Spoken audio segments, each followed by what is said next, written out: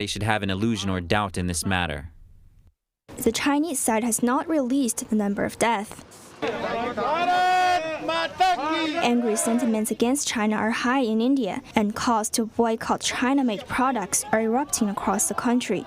Tensions at the border went up in May when China surprised India by deploying troops to disputed areas. It's unclear why Beijing did it.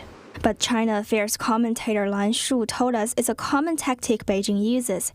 It creates small border clashes when faced with domestic or international pressure, shifting focus away from the CCP's wrongdoings. The India-China issue is a historical issue. The issue has already existed for a very long time. But why does it break out now? It is because when the Chinese Communist Party is in trouble, it needs to find an enemy from abroad so as to shift the focus from its domestic problems. Its main purpose is to transfer the focus of Chinese society. Examples include China announcing war against Vietnam in 1979.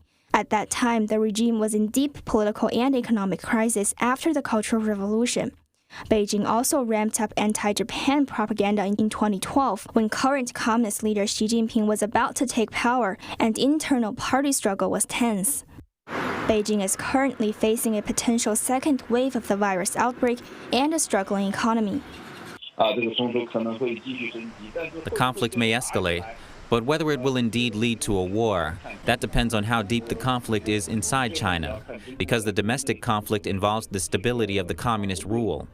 If the CCP cannot solve the domestic problem it is facing, it may create larger-scale conflicts. This is possible.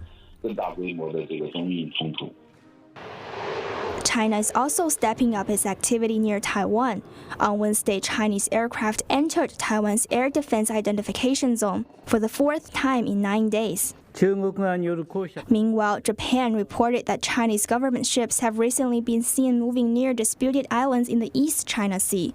Japan had protested to China and vowed to respond.